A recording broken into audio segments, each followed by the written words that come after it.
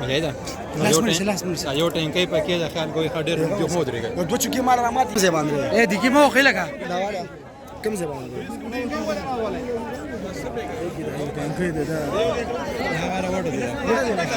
لګ دی خوشا دلته ورته راشي اوس بای دی خوشا خان انا لګ لګ نشو کېږي عوامو ته ضرورت نشته د تجربه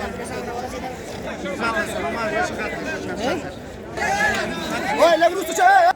یو کس په چترې د انګلي دی اوس پته بل نه لګي چې بل پکې دی تخکاری نشي لاړ جاړو کلی طرف